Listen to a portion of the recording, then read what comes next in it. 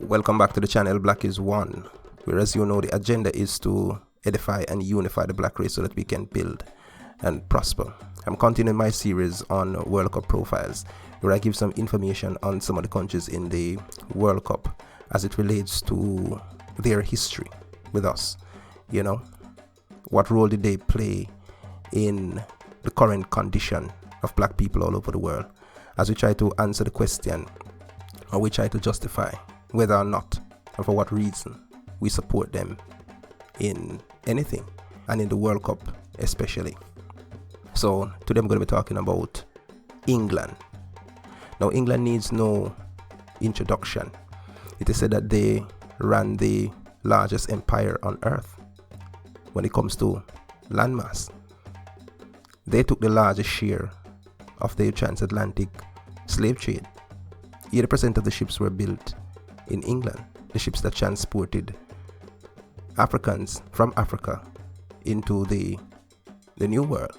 They were in charge of Jamaica, where 11% of the wealth that came into the British Empire at one point came from just Jamaica, little Jamaica. So that gives you an example of the amount of wealth amassed by the English off of the backs of black people. All the slave revolts in Jamaica were against the English, because they were the ones in charge. They were the ones running this slavery system. Taki, the Maroon military spiritual leader, was beheaded by the British. The English, they were the ones who hung Paul Bogle and killed 500 other supporters of Paul Bogle. The English hanged George William Gordon. The English hanged Samuel Sharp and buried his body in the sand on the beach in Mobile.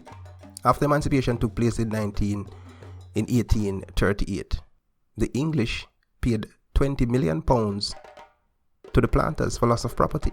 What did they give to us as black people? $0.00. Free without a dime.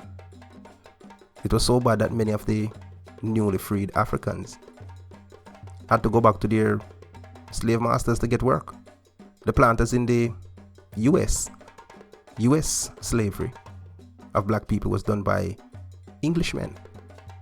In Africa, the Marmara rebels were put down, were massacred, were held in concentration camps by the English. It was the English that destroyed Great Benin in Nigeria.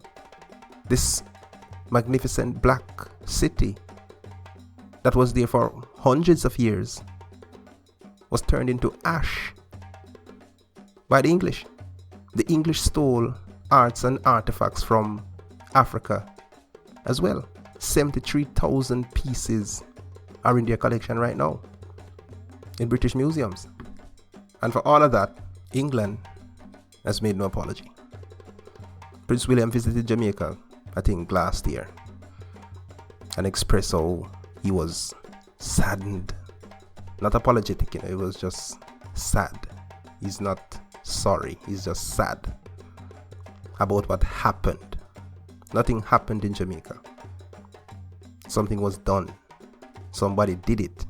Storms and earthquakes happen. Enslavement of people doesn't happen.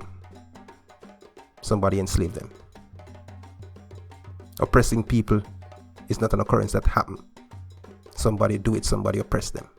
To this day, we have not received any reparation for these atrocities by England. And by us, I'm not just talking about Jamaica, I'm talking about black people in general, all over the world. Because their empire was very large, and so was the wealth that they extracted from that empire, and so was the death toll, and so was the pain and suffering and misery. Up until today, there is still anti-black racism rife in England. Remember the Windrush scandal, where after 1945, after the Second World War, a lot of Jamaicans, black Jamaicans, went to build back England, to build back the country ravaged by war. and they were promised citizenship, that they would become British. And after about 60, 70 years, the government tried to reverse the agreement basically and deport them. We still require a visa to visit England. So it is in that context I make this proposition to the supporters of England. You know, those black people who support England. You know, how do you, and I'm not saying this in any condescending way, I'm really trying to get to the psychology behind it. How do you put those two things together? Support and England. Black people have been deeply wounded by England, fellas. And for me, before we can get to any celebration, before they can be my team, we have to address the wounds. We have to stop the bleeding. They have to pay us like they pay the planters. They have to return 73,000 pieces of stolen art. I know they can't put on back Paul Vogle's head, or Taki, or George William Gordon, or the hundreds more in Africa. But before England can be my favorite anything, there has to be justice. Black is one. Live the revolution.